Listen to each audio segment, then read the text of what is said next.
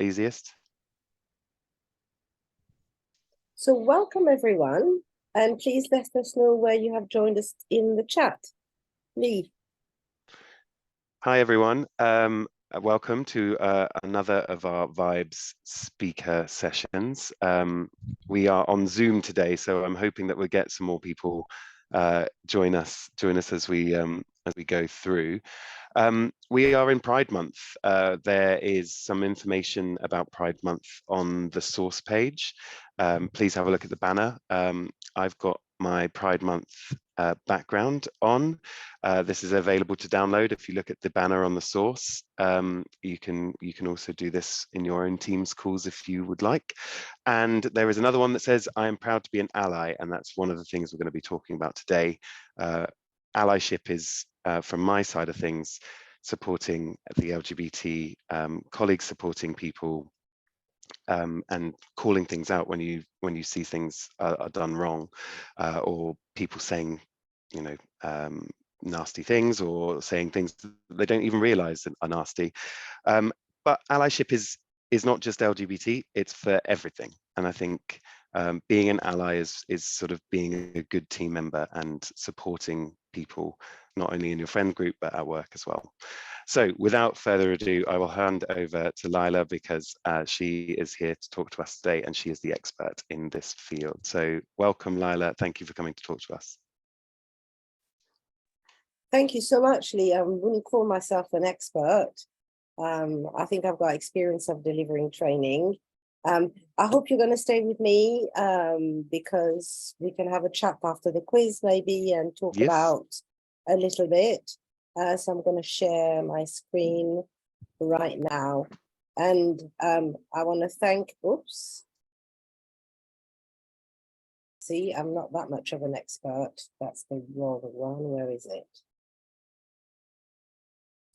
Let me start sharing again. It's not what I want.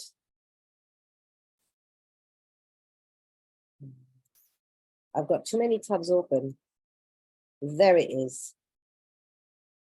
And we've got quite a really good turnout, actually. You can see the participants. So good morning, good afternoon, good evening, wherever you have joined us from. Please feel free to put in the chat where you have joined us from today. I'm assuming it's an international audience, Lee? Yep, we are from all over the world. I don't think we'll have anybody from Asia on board at this time of night, but certainly America, Europe, we should have lots of people. So please let us know in the chat where you have joined us from, so we can say hello. So today's session is entitled LGBTIQ+ Allyship, and I'm very grateful to Lee and Lightsource BP to have brought me in for the session today. This is a safer space. Please feel free to ask any questions. Curiosity did not kill the cat, and actually mistakes are good because they help us learn and grow. And someone's saying that the chat has been disabled. So let me just remedy that. I thought I enabled it, but let's do it again.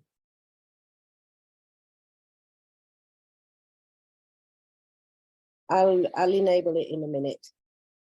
You can also use the Q&A. I think I'm really feeling the heat this afternoon. In this session, we're going to have the chance to reflect on our own practice, gain a better understanding of intersectional identities using myself as an example and my lived experience,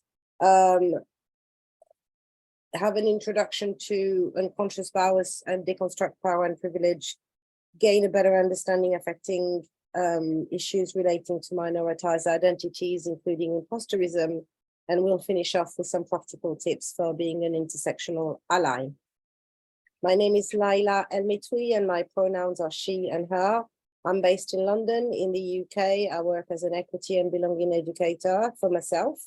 LEM education actually stands for Laila El-Metoui. I didn't know how to call myself, so I just thought I will use my initials. I had the privilege of being listed on the top 100 in the Pride Power list in The Guardian in the UK in 2021. And the year before that, just at the start of the pandemic, I was awarded Stonewall Lesbian Role Model of the Year. And I didn't get a chance to celebrate, but I can guarantee you that I have caught up since then.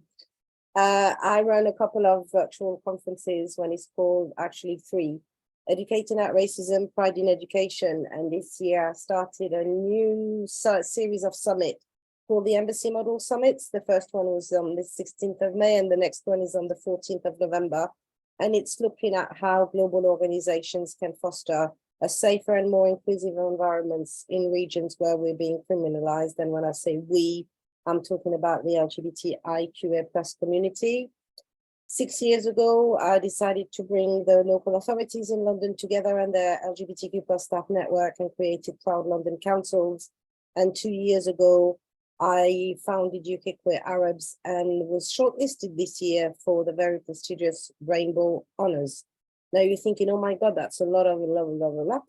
But actually, when I talk about my imposterism, you'll see that it's part of me feeling that I need to do more to achieve and also not really taking in all of my achievements.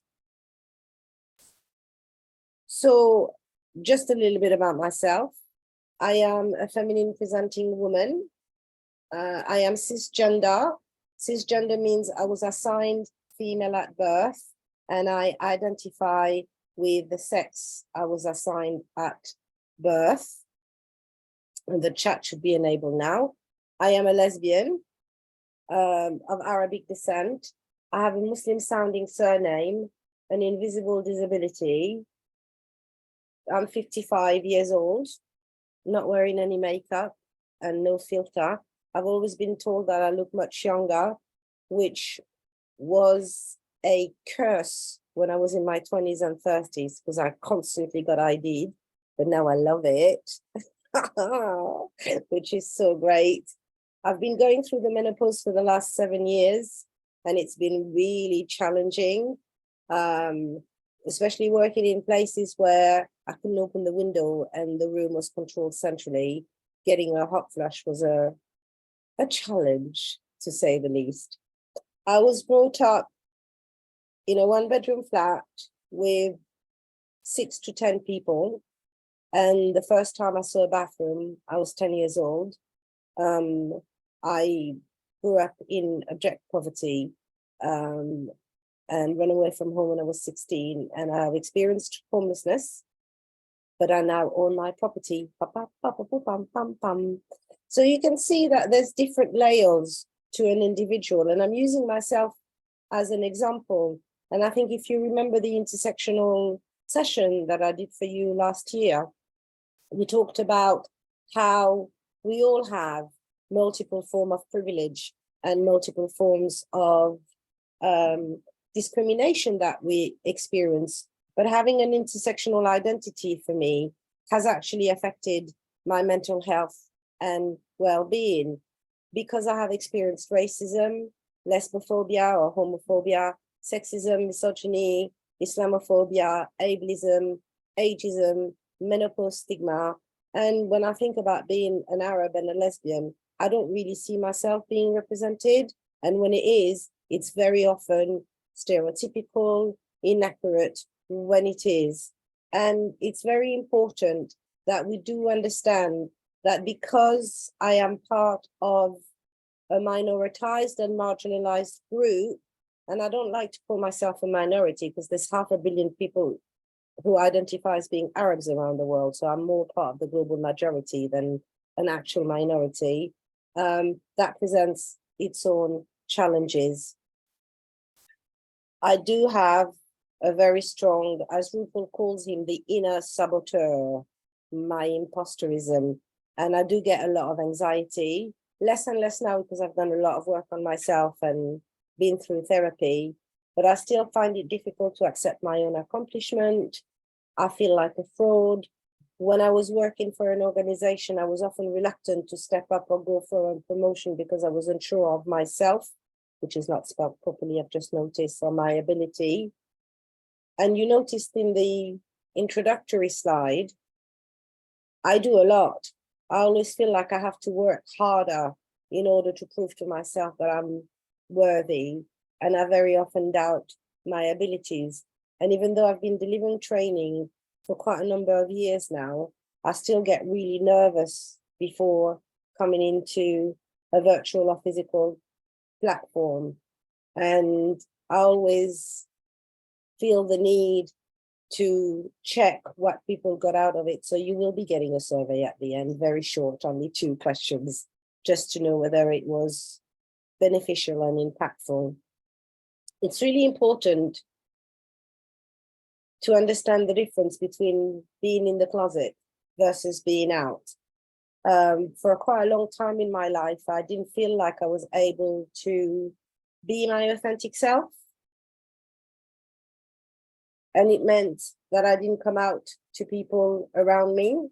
Obviously, since 2020 and being awarded Stonewall Lesbian Role Model of the Year, the cat's out of the bag. I can no longer hide it. But I had to wait for a set of circumstances for me to be happening before I could actually come out fully in all areas of my life. And actually coming out is not a one-time thing.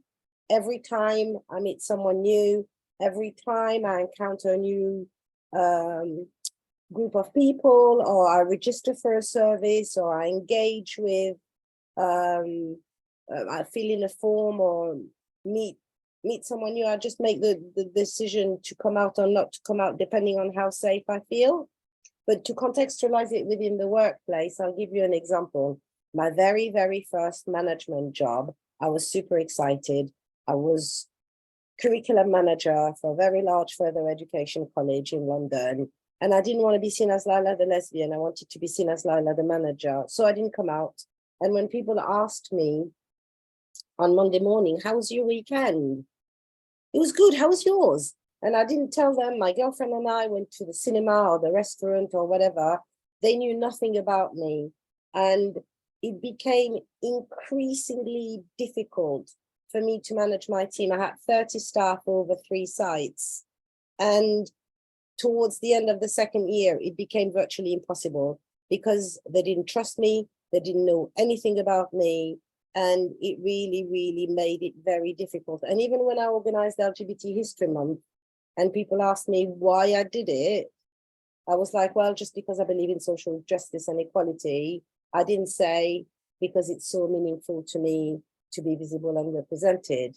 But then the flip side is when I was able to be my full authentic self, then it was wicked, because wicked as in excellent, because I didn't have to filter or edit myself, and I could focus on the work that needed to be done. And it meant that I developed stronger connections and support from my team, and definitely less stress and anxiety, because I didn't have to constantly watch over my back. So before I go on to the quiz, Lee, was it something that you could relate to in my story?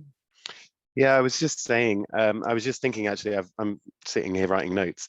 I went to the cinema with my boyfriend on Saturday, and he'd gone to the loo, and I was picking food, and I paused before I said to the guy. He was like, "Oh, what can I get you?" And I was like, "Oh, sorry, I'm waiting for my," and I paused before I said boyfriend, and I thought that was really strange because I'm out and proud gay man.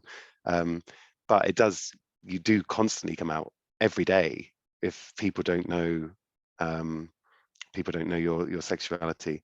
And sometimes you think, well, do you need to? But it's part of my identity, I suppose. And just saying, oh, my boyfriend, people then realize that I'm gay. But yeah, it was a weird thing when you said that. I was like, oh yeah, I paused myself at the weekend, and it's a very strange It feeling. still happens today, constantly. But even if you're out in every single aspect of your life, like I'm out everywhere, like I don't hide it. I had a guy coming on to me in the park when I was walking my dog, and I just looked at him and said, sorry, mate, wrong gender. And he looked at me and he went, each to their own, and he walked away. And then I thought, oh my God, what did I do? Maybe, you know, did I compromise my safety? So I am quite confident now, especially with the work that I do. It's really further validated myself and my own sense of identity. But at the beginning of the pandemic, a friend of mine, and I have to give you a trigger warning, a friend of mine took his own life, a gay man. And again, suicide within gay men is not often, and men simply is not spoken enough, but it's higher than in women statistically. Anyway, cut a long story short, I was on my way, social distance funeral. I was in the cab. I was bereaved because it was a complete shock. And the Uber driver started asking me if I had a husband and if I had children. And I don't like lying. It makes me feel really uncomfortable. But I was thinking, I don't really have the energy to educate you right now. And what seems like a really mundane conversation, talking about your partner and talking about your children, when you're in a vulnerable position, it makes it even harder to. And that's a question that is often like a conversation starter. Do you know what I mean? Yeah. What do you do? Are you married? Do you know what I mean? And even in I think when we spoke last year, Laila, you said to me, you never go in assuming somebody has a wife or a part. You know, you ask them, "Oh, do you have a partner?" Or, you know, you have to ask those open questions rather than going in assuming one thing straight away. It's a form of microaggression in some ways, isn't it? If you assume before. I mean, we had a call and you've put my pronouns on here, but you asked me first, what are your pronouns, rather than assuming that my pronouns were he, him. You asked. And I think it's really important that, you know, people are asking those open questions. Yes, we'll have a look at it when we look at the practical tips for allyship. Thank you for introducing that. Thank you so much. So what we're going to do now, I don't know whether you're familiar with Kahoot, but I'm going to put a link in the chat right now, which is now open. And I want to say good morning to the people in North America who have joined us. Jocelyn in Philadelphia, Pennsylvania. There we go. And I'm also going to share my screen. And shall we have a bit of music? It's Pride. Let's be celebratory. There it is. So we've got a very short quiz, just to bring home some of the international issues. Space B, welcome. First one, very keen. So you can either scan the QR code, or I've put the link in the chat. You can open a new tab and go to www.kahoot.it, and the game pin is 916-8102. And for the people who have just joined us, I'll put the link again. Don't tell me what your name is, Lee. I'm Great Ferret, that's why I was laughing. Do we have a fabulous unicorn? I think that would be so appropriate to have a fabulous unicorn on a Pride. Melodic dragon, we've got a dragon, which is nice.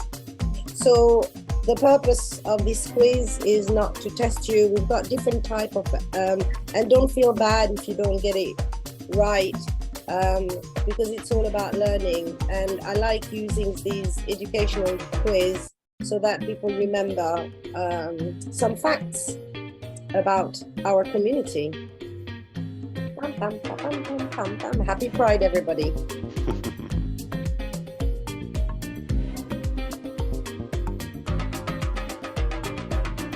So I can see that about half the people have joined us.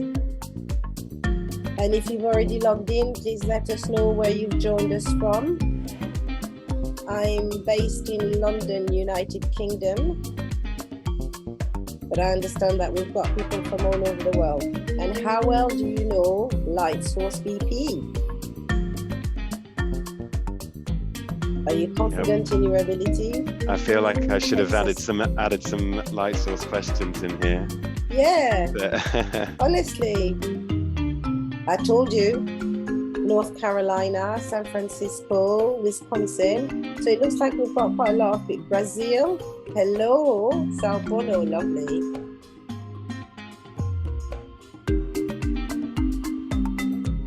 Chattanooga. For me, that's the name of a song. Pardon me, boy, is that the Chattanooga choo-choo? Is that actually a town? I'm totally claiming my ignorance. Yeah, it's in Tennessee. Wicked. We've got a few people that are based out of Chattanooga, actually. Hola, la gente from España, ¿qué tal? And yes, we have the choo-choo too. Is anybody experiencing any difficulties? Houston, we've got a problem. We've got Houston. People are saying hello. London, good evening. Are we supposed to be seeing questions? Not yet. We're just waiting for everybody to log in. And the questions will appear on your mobile phone, if you've logged in onto your mobile phone, and on the screen.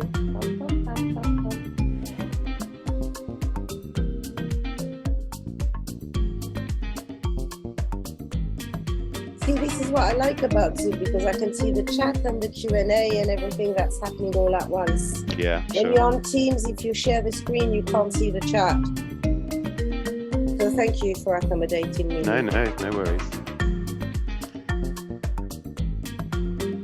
Shall we get started? Yeah, I think so. Because I can see we've got 77 participants, but 42 logged in. You snooze, you lose. Yeah, exactly. You thought you were going to be able to do your emails in the background and come and vibe with us? I don't think so. Let's get started. So the first question, hopefully everybody should get it right, is around the acronym that we use to describe some members of our community, LGBTI. What does it stand for? So is the B for binary, bisexual, or bipolar? Is the I for intersex or international? So you get scored on the speed of response and the accuracy. And the letter of the acronyms is getting longer and longer, which is brilliant. You all got it right. You don't need me. But who was the fastest? The Great Ferret. Yes. I wonder who that is. So when we think about human beings, we're all on a continuum, from our skin color, from the whitest to the darkest, from our body sizes, heights. Your hair color has got more than two choices. Your eyes color. I mean, any characteristics that defines who you are or who with which you identify with has got more than two choices. And it's the same for sex, gender identity, gender expression, and sexual orientation. So sex is your physiology, your hormones, your gonads, your chromosomes, your sex organs. And they're also on a continuum where we've got female on one side, male on the other side. And then in the middle, you have people with intersex variations. I think Germany was the very first country in the world to allow people to be marked intersex at birth. It's currently not recognized in the UK or other countries in the world. Very few do. And people refer to themselves as either intersex people or people with intersex variations. Really interestingly, my mum comes from a small village in North Africa. She was not educated. She didn't know how to read and write. And she always told me that there are the boys, the girls, and the other ones. And I was like, what do you mean the other ones? And actually, she witnessed the birth of intersex baby. And she always knew that there was more than two sexes. So if an illiterate Tunisian woman, Berber, can actually come to grasp with this from a Muslim background, I think everybody should. But that's just my personal opinion. Then gender identity is our brain, how we identify ourselves. So I was assigned female at birth, and I identify with that sex. So I am a woman. Cisgender woman. Cisgender woman. Yeah, cisgender. I'm cisgender. But if I was assigned male and identified as female, I would be a transgender woman. And cis women and trans women are women, and the same would apply for cis men and trans men. And if you don't identify with either or both, or sometimes this changes, there's a range of identities that you can select to refer to yourself: non-binary, gender non-conforming, gender expansive, agender, etc., and so forth and so on. The gender expression is how I present myself to the world. I'd like to think I'm quite feminine, but I could be androgynous or more masculine presenting. And you can see that there's not always a direct correlation between the traditional female presentation, the identity and the expression. And last but not least, sexual orientation, who I'm attracted to.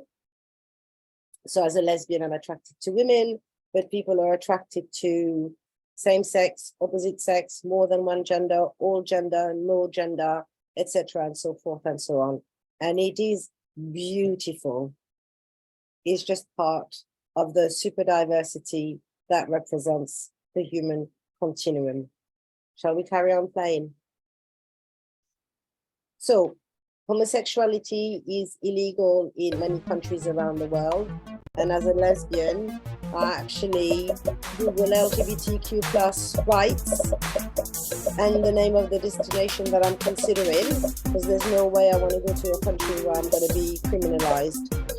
And I think if you're straight and cis, you don't actually have this problem. So 70, with Uganda being the last one. You competitively, I can see your reaction. I know. But it's not about that. I think the purpose of this question is to see that 1/3 of the global countries actually criminalize our community. And if you are operating in these countries, or if you know people who come from these countries, they might carry their discriminatory ideologies or prejudices with them because it's illegal in their countries. We're also punishable by death. You will be back up, Lee. We will be back up. We're also punishable by death in quite a few countries. So that's the next question. And you can see on the screen the penultimate map designed by the Human Dignity Trust, which hasn't been updated, but it shows most of the countries where we are being persecuted. So most of Africa, North Africa, the Middle East, parts of Asia, and Central America.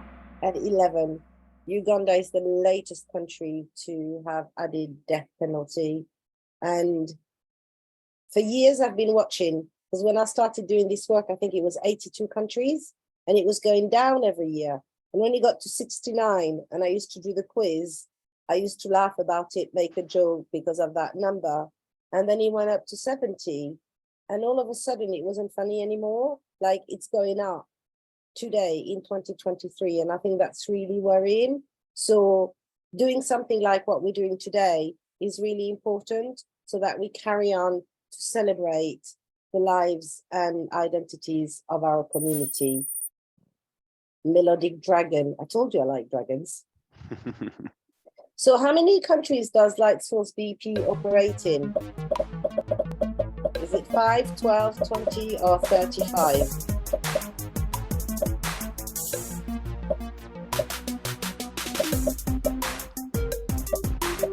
You can guess what the next question is going to be. I hope that everybody's got this question right. Oh. 20 is the correct answer. I can give you the full list at the end, or Lee, you can give the full list at the end. So Light Source BP There'll be lots of debates about this later, I expect, but I didn't get the statistics, so no, I think people can come back to you. Yeah, exactly. And what does operate mean? Do you know what I mean? It means, do you have like a it's where we have offices and we have pipeline. Okay, so that narrows it down. Yeah.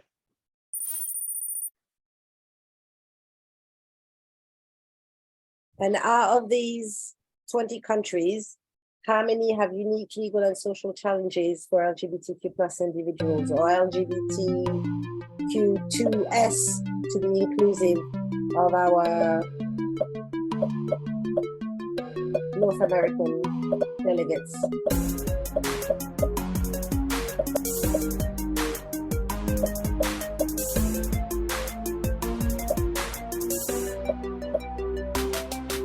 Is it 1 out of 20? Is it half the countries? Is it all of the countries? So based on the list that I was given, 6 was the correct answer. All of them. Interesting that someone said all of them. Yes, it depends on what we mean by unique legal and social challenges for LGBTQ plus individuals. I looked at the legislation where people were being criminalized, or if they had LGBT free zones, or where they were criminalized with considered illegal in the country. So that's where I based my number on. But I would encourage you to check your local law and legislation in your designated area.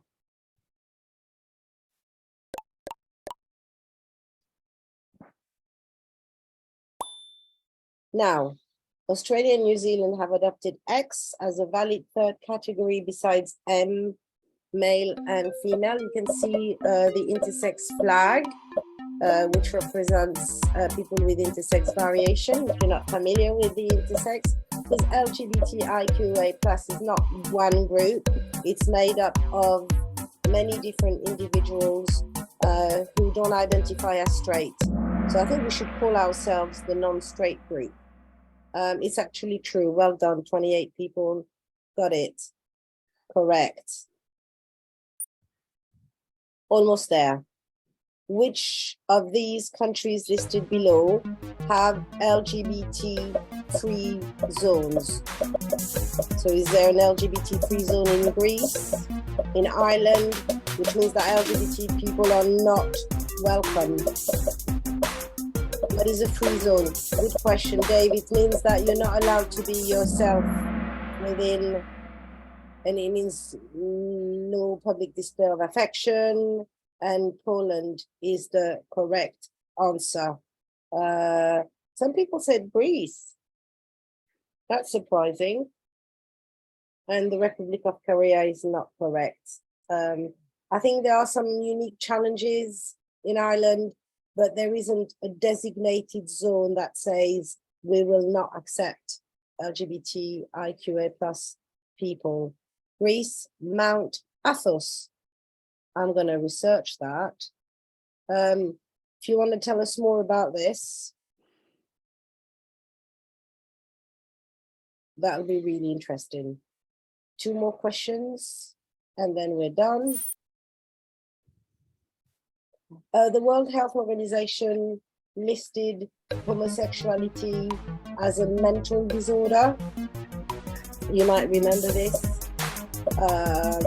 And it was very detrimental to our community because as a result of this listing, many people from our community were subjected to detrimental counseling and conversion practices. I don't like the word conversion therapy because there's nothing therapeutic about being converted. 1992 is the correct answer. Now, transgender was also listed as a mental disorder by the World Health Organization. Which year was it removed from the listing? Was it before homosexuality or after? And again, leading to detrimental counseling, harmful conversion practices, which is still not illegal in the UK today, sadly. 2019 is the correct answer, which is very recently one person got that right. And that was the beginning of the pandemic, if I recall properly. And I don't think people realize that being trans is not a mental disorder. And that might explain why people are probably prejudiced or bigoted against this particular community. Now, out of the states, all of the states in the USA, how many have banned harmful conversion practices? And Adrian is saying Mount Athos is a mountain on the Athos Peninsula in northeastern Greece. It is an important center. Oh, I see. Yeah, religion is often used as hate, correct. But I think it's getting worse now in North America. I'm not a specialist. The purpose of the quiz was not so much for people to get it right, but more to spark a conversation and have a look at what's happening in your regional location. You're the great ferret. Well done. I'm pretty glad that I won. I won that. I was getting messages on our system, on our light source system, saying people are very competitive all of a sudden. Natasha is saying, I didn't realize it had moved up to 8. Yeah, that's really, really scary. And who's the creative otter and the melodic wolf so that we can celebrate them? Did you learn anything from the quiz? I knew the transgender was delisted as a mental illness very, very recently, because when I learned that, I was quite shocked. But yeah, it's interesting seeing like how many of our countries that we operate in do have, you know, laws or regulations that are against the LGBTI community, which makes it really difficult for you to engage with vibes and the network, and kind of sort of like for people to be their authentic selves.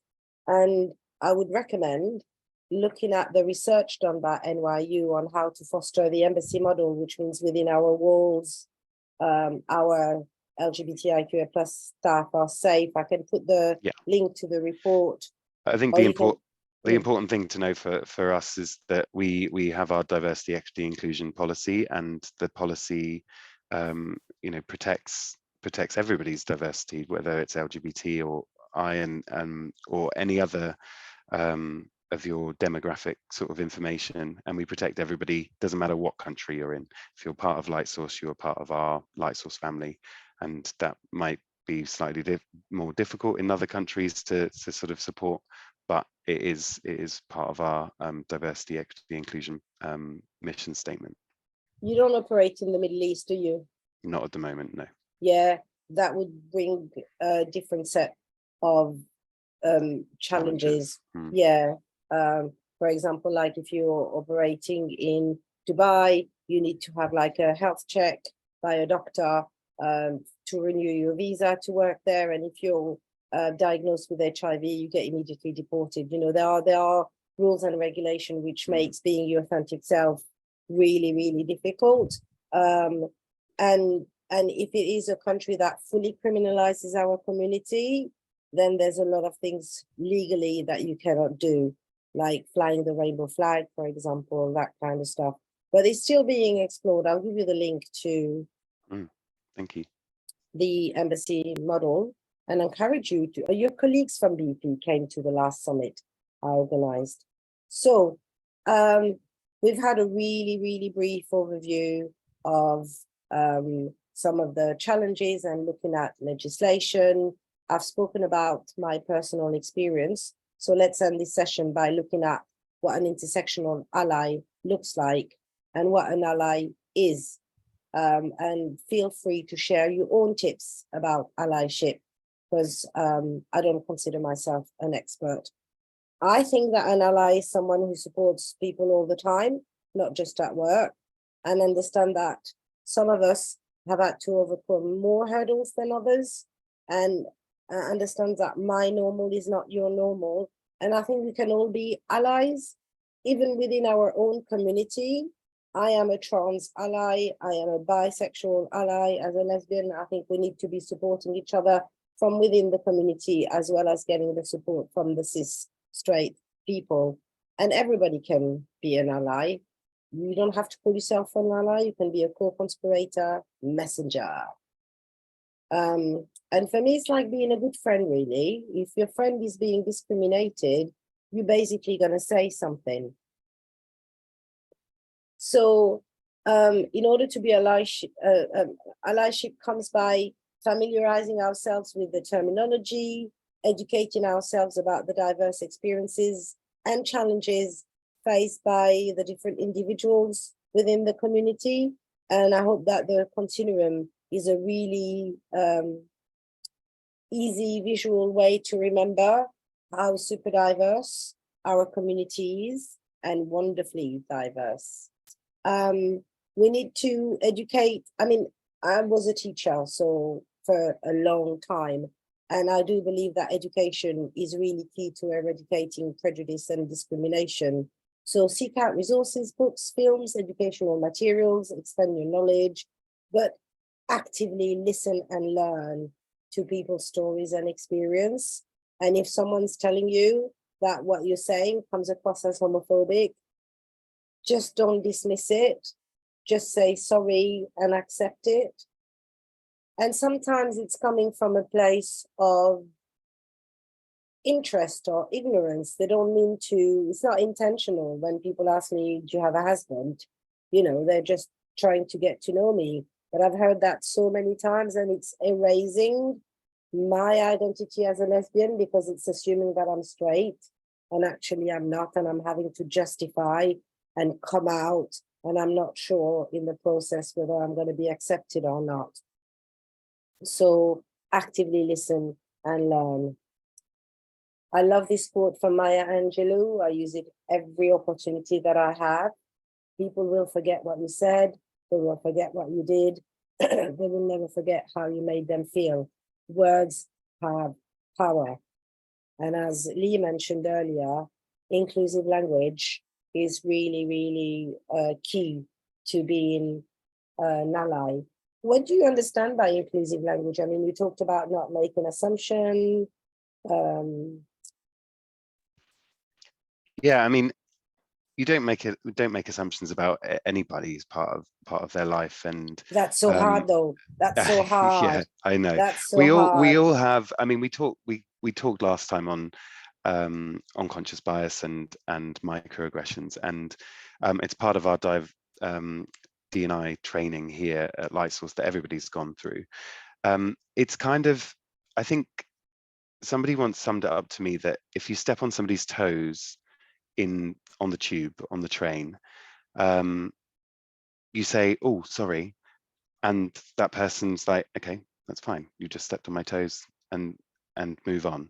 There's not a big blowout, there's not a big argument about it, there's not a massive amount of offense, but in that time you did something that might have offended somebody, and you apologized and moved on. And I think that's what's really, really important whenever it comes to inclusivity and using inclusive language. To I would go one step further. go If on. somebody's constantly stepping on my toe, morning, afternoon, and evening, and they've stepped on my toe and I've told them not to do it, Yeah, and then they do it again, then that becomes an issue, yeah, I think. no, absolutely. I like that analogy. I'm going to take it. The use of hey guys is often very used to refer to mixed nerves. Okay, so we'll cover that. So using gender neutral and inclusive language in our daily interaction is really key. Respecting names, pronouns, and identities of individuals, and adding your pronouns to your email signature is not just beneficial to LGBTIQA+. My best friend, her name is Henry, which is short for Henrietta. She's straight. I'm the mother of the godmother of her son, and she gets misgendered all the time, even though she has her pronouns she and her, just because she's got a male sounding name. So much so that we registered to go on a meditation course together. It was a residential course, and I got put into my accommodation. She couldn't find hers because they put her with the male. So, you know, your pronouns, and also you might have people from cultures like Adi in Nigeria could be both male and female, but also in English, Sam, Alex could be, you know, so I think adding your pronoun is just really, really good, and avoids people not feeling seen, valued, validated. Gender greetings, we have so many options in the English language. hi everyone. I am told by non-binary people that they find hey guys being offensive, whether you use it in a non-gendered way is neither here or there. If one community tells you that it's much more inclusive to say, hey, everyone, apologize and move on, accept the feedback. I think it's not helpful when people get defensive. Like when I say my name is Laila and people go, oh, Layla, and I go, Laila, and I say it again and again, and they go, oh, that's because I know someone from the same. I've heard that excuse so many times. It's draining. So try to be inclusive. I mean, I speak 10 languages, so I understand that not all languages have got gender neutral, but the English language is great. We can use siblings rather than brother and sister, partner rather than husband and wife. And as Lee was saying earlier, avoid making assumptions. A male presenting person might not be male identifying. A masculine presenting woman might be straight. A woman married to a man could be bisexual. And in terms of parents, it could be two moms, two dads, but it could also be your grandmother, your auntie. You could have been a responsible adult, you might have been in foster care. So avoiding making assumptions actually benefits everyone. And it's really, really best to ask rather than assume. People will really appreciate it. Someone with a Muslim sounding surname may not be Muslim. I am able-bodied, but I am disabled. So we cannot look at someone or hear them speak and guess their entire lived experience. And it's best to ask questions rather than assume. People will appreciate it. It's so hard because as soon as we meet someone and they tell us something about themselves, everything we know about them, about, like when I say I'm French, people go, oh, ooh la la, voulez-vous coucher avec moi ce soir? Like, do you know how many times I've heard this? Like, no, thank you. All the stereotypical images that have been fed by your entire lived experience come to the forefront, and it's really hard not to do it, but practice makes perfect, and you have to be intentional about being an ally. It's really important. Generalization are not helpful. Women are like this, men are like that. I think we need to be more subtle in the way we communicate with each other. So instead of saying all the drivers are a liability, which comes across as ageist, we can say as we get older, sight loss is more common. As a result, driving may become more difficult. We can change our Outlook signature ourselves, Adrienne said. I hope I'm pronouncing your name correctly. It's been set up by IT, but I'd like to add the pronouns as I'm often called Mr. when I am female. There we go. It can be done. Ableist language is something that we need to move away from. If someone is super organized, they're not a little bit OCD. We're not all on the spectrum. Something did not fall on deaf ear. And if someone is telling you that this expression is ableist and they come from the disabled community, again, accept feedback, apologize, and move on. Sexism and misogyny are present in everyday's life. So we need to challenge it when we hear it, but also avoid sexist language. So it's a spokesperson, not a spokesman, etc., and so forth and so on.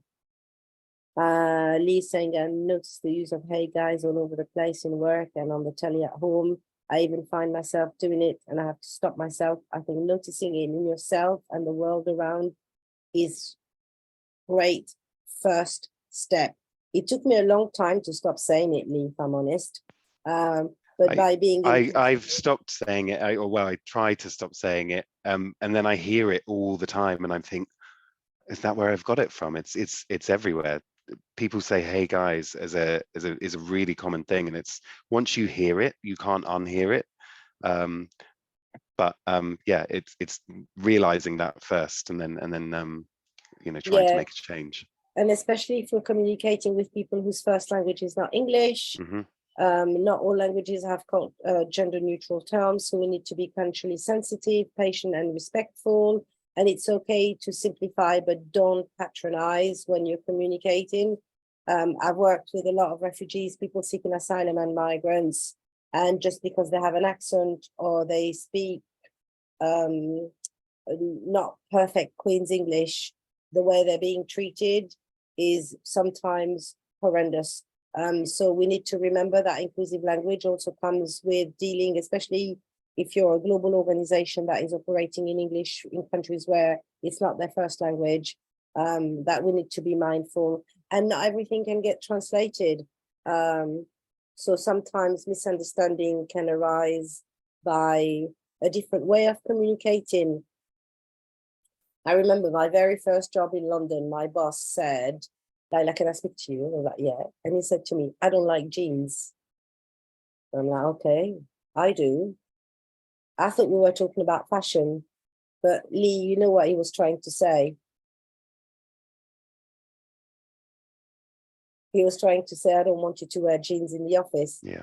But I came from a culture where my boss would have said, Laila, don't wear jeans in the office. That wouldn't have been, and actually did happen. It's like, oh, we've got a client, can you not wear jeans tomorrow? That wouldn't have been an issue. But the way we communicate in English is, especially within the business context, is so subtle. I remember another incident when one of my managers said to me, I'd rather you didn't. Did you mean yes or no? Well, it could be interpreted either way, couldn't it? So yes. So I thought, I can do what I want. I'd rather you didn't. So I went ahead and did it. And he really didn't appreciate it. He says, I specifically told you I'd rather you didn't. And I was like, yeah, so I would rather. There's an element of choice. But really what he was trying to say is don't do it. So sometimes the subtlety of the English language can get lost in translation. And being inclusive means being clear in the way we are communicating, especially if we're in a position of power. I try to use inclusive language in Spanish, but I have to justify it many times in Spanish. Theoretically, uses masculine, gender neutral, and people tell me it's too complicated. It is changing. Like in French, it used to be il, elle, and now it's yel, you know. But I understand when it's gendered, it can be difficult. So it's okay to get it wrong, as Lee said, stepping on somebody's toe, but avoid being defensive. I didn't mean to step on your toes, but you mean. Accept the feedback, apologize and move on, but be intentional and mindful in your next interaction. And then the more you do it, the better you become, because language is constantly evolving and it does take time to switch to new ways of communicating with one another, and practice makes perfect. If I was to teach you Tunisian now and say thank you is Barakallahu Feek, Lee, would you remember it? sorry, say that again. Haha, exactly. I was reading. Barakallahu Feek. Barakallahu. Very good, but will you remember it in a week? No. Exactly. So it's like learning a new language. And I remember growing up, there was only like two ways to refer to diet, really. It was either vegetarian, dietary requirements, or not. And now you've got vegan, pescatarian, flexitarian, fruitarian, and it's the same. In the 70s, it was the Gay Liberation Front. It wasn't LGBTIQA+. And the more precise and the more understanding we gain about who we are and what we do and how we do it, the more the vocabulary expands. So it's just part and parcel of natural language evolution. And it's okay, but practice makes perfect. So again, remember, asking is better and then assuming. There's only some things that we can see or hear. We might have some cultural, linguistic, and commonalities, but underneath the cultural icebergs, there's so much that we don't know. So always better to ask rather than assume. You cannot guess someone's gender identity or even sexual orientation. Microaggression. See something, hear something, say something. It's really, really important because they become like death by a thousand paper cut for the person on the receiving end of it. So when someone said, do you have a husband? It's denying my lesbian identity. Or I've had things say like, you're too pretty to be a lesbian. What, you mean we're all ugly? You think I'm wasted being with a woman? I'd rather be with a man. And the person who said to me, you're too pretty to be a lesbian, thought they were paying me a compliment. But for me, it was really offensive. When I say I'm French and people say, where are you really from? Do you want to know why I'm brown? Like, it's much better to say, can I ask you about your heritage? Or for me, it's about kindness and compassion and respect. So if you hear, speak up against harmful stereotype and discriminatory language, address and challenge prejudice and offensive comments in a respectful manner. I think for me, it's about challenging the statement, not the person. So I'm not saying you're racist. I'm not saying you're homophobic. I'm saying what you're saying comes across as. And it's a lot easier for a straight cis person to challenge homophobia than it is for a gay person to respond to a homophobic comment, because it doesn't affect you directly. So, and I've got a really close friend of mine, when we go out together and people mispronounce my name, she steps in and goes, actually, her name is Laila. And that makes me feel like, because I do it all the time and it's draining. So an ally is like a breath of fresh air, a bit of oxygen that is there to help you, guide you, and support you. And we need you all. So the more we have, the better it is. Obviously, allyship at corporate level comes through supportive policies and practice. And as an ally, you can advocate for more inclusive policies, you can encourage non-discrimination, and you can ensure that all policies use gender-neutral language. You can also wear and display symbols. If you've got a pin or a lanyard or have a flag, go to events, parade, Have a background. Yes, thank you, Lee. Have the background, join national campaign, donate to charities, every little help. We also need to understand that intersectionality of our community intersects with race, gender, disability, and other aspects of individuals' lives. I use myself as an example at the beginning, and acknowledge and address these unique challenges faced by people who belong to marginalized community. Simply put, if people can see themselves in your organization, they're more likely to engage with you, use your services, apply for a job. So it actually benefits everyone. Join Vibes today. Now, put it in the chat. I'm not a member, I'm gonna join. I have run many ERGs and been part of many EAGs, and the benefits, besides strengthening internal partnership and encouraging you to be an ally, actually remove silo working. I met people that I would have never met before if I hadn't joined the network, and it's actually helped me do my job more effectively. Nothing about us without us.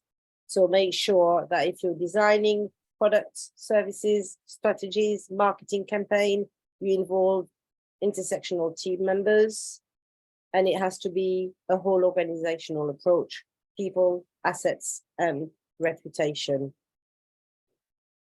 So what have you learned today? I've got a very short Slido that you can join. And I've got 2 questions. The first one is, what have you learned? And the second one is, what are you going to do?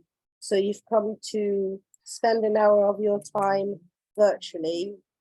What are you going to do as a result? So let me start the first poll. There we go. What did you learn from the session? And I'm really sorry to see that not everybody was able to stay until the end. I'm hoping that's because of our commitments. And I'll come over to you while we're looking at the feedback, Lee. And if also anybody has any questions, please feel free to put them in the Q&A or in the chat. Did you learn anything today? It's just good to go through everything again. I mean, as somebody that works in this space, or has a lot of time in this space anyway, and as a gay man myself, I think it's just good to refresh your memory, go through everything, hear a different perspective. It's always interesting hearing other people's stories. I've had at work, you were talking about offensive language. I had at work once that somebody said, "Oh, that's so gay," saying it as like they didn't want to do it. They thought it was a meaningless task, and they said, "Oh God, that's so gay." And I kind of just didn't say anything about it at the time. And I remember it was in an open office, and I felt a little bit like, wow, I can't believe she just said that. That colleague came back to me an hour later and was like, "I am so sorry. I didn't even realize I'd said that. And I'm really sorry." And the fact that she'd just come back and apologized in the time, it was the passing moment. And I have heard that The one throughout the that I years. use all the time is, "What do you mean?" Yeah. Like, it forces people to think about what they've just said without being confrontational. Oh, What I that's so like, gay. what I liked about that situation is that I didn't have to say anything. She came back herself and went, But did someone "We say something to realized." them? No, no, no. Oh, wow. She went away and went, "I can't believe I just said that to Lee," and went back and came back and said something to me. So it's So good. look, empowering to hear group perspective on language and inclusivity, a great reminder not to assume and ask in a more open way. This is lovely. Very good. It's nice positive feedback, isn't it? I'll send it to you. Thank you.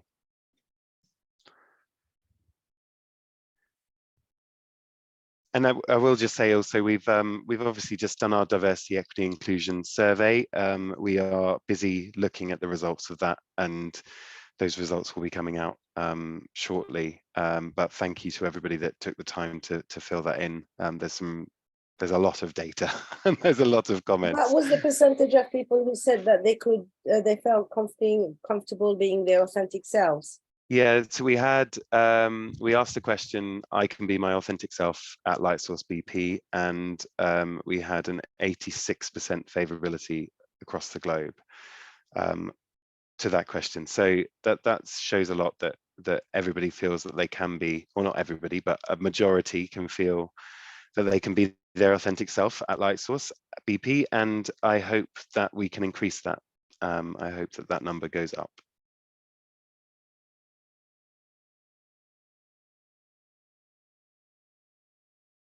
Very good. Well, I'm going to stop the recording.